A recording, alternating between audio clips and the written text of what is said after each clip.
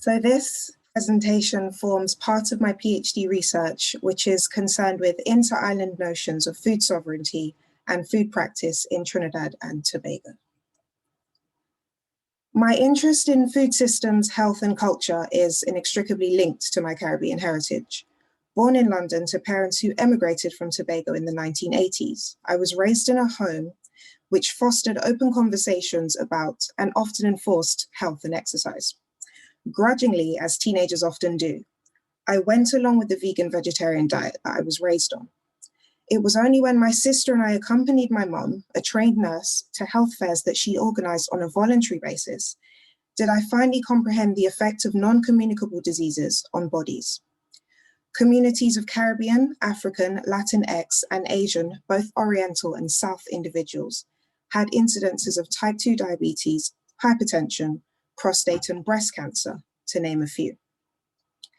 Years later, when specializing in documentary photography as part of my visual arts practice, it was apparent that every fieldwork interaction I had in Tobago and Trinidad involved food.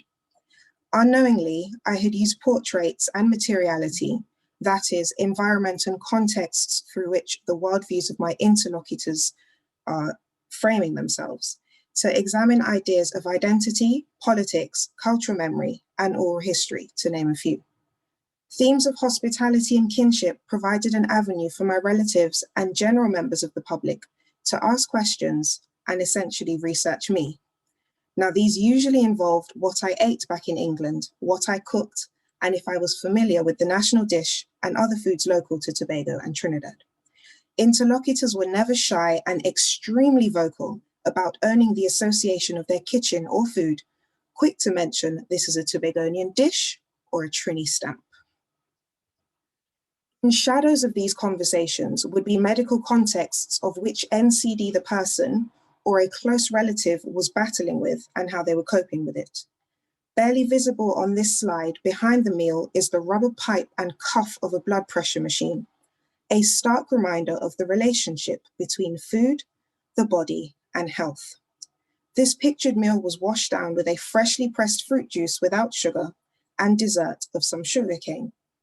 Although canned and bottled drinks are offered, many drinks accompanying meals are homemade and plant-based. For example, coconut water, sorrel, morbi, which is a bitter bark, ginger beer, and so on. In addition to this, dishes I have eaten both in TT and the diaspora have had varying degrees of sugar depending on which island the cook was from. This interlocutor pictured is in his 70s. He made a decision to return to kitchen gardening, and this may have been during or after being diagnosed with prostate cancer. When visitors attached to the Magdalena Hotel in Tobago request island tours, he turns up with two things: local knowledge and local food. He calls it a taste of Tobago.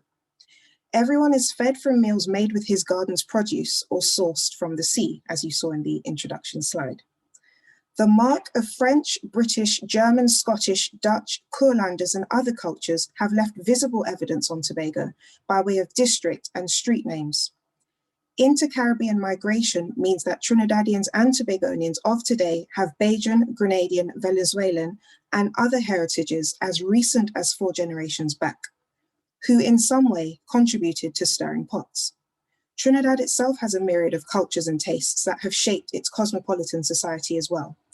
So in light of these nuances, what does being Trinbagonian really mean? While Trinidad and Tobago is a twin island republic, it is only by acknowledging perceived differences between them that true understanding can be gained. Tobago, a once agrarian society, supplied Trinidad and other Caribbean islands with fresh produce through trafficking or huckstering, that is, selling crops for cash. Hurricane Flora in 1964 decimated Tobago 2 years after independence from Britain, and was such that it took 25 years for the island to recover, as evidenced by eyewitness and life history accounts. At present, 80% of food consumed in both islands is imported. Agricultural contributions to GDP are estimated at 0.4%, a mere fraction compared to the annual average food import bill of 6 billion TT dollars.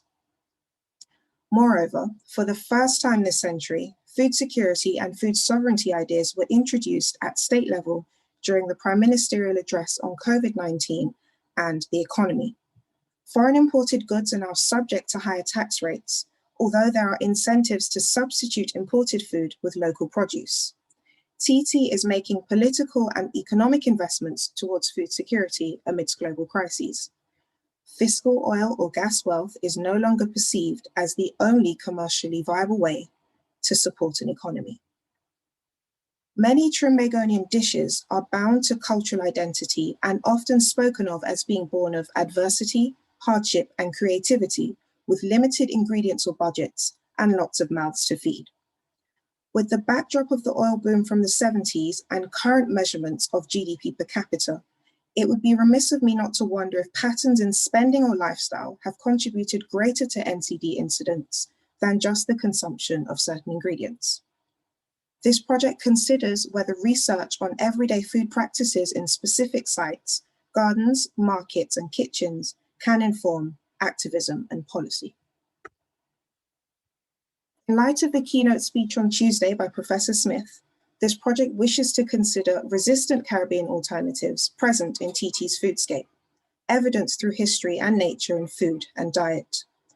This foodscape is framed as one of disjuncture, complexity, and fragmentation, to cite Apadurai's key work in 1996. Collaboratively, it asks what influences desired tastes, choices around food rituals and consumption, and seeks to uncover how they affect nutrition or malnutrition using mixed methodology, that is, qualitative and quantitative approaches. Considering what I call multifactorial data, so that is data that addresses different factors of each subject, as well as confounding variables, meaning complex connections between these, and reference to scale, i.e. regional or local contexts, I wish to produce layered and perspective-based knowledge to food and health in Trinbagonian identity. After all, according to Rojo, 1985, food flows are informed by detailed knowledge of dietary and sociocultural practices from below. Entry to the TNT foodscape on the ground will reveal what feeds into roots of an emerging discourse on food sovereignty and security. I'm finished.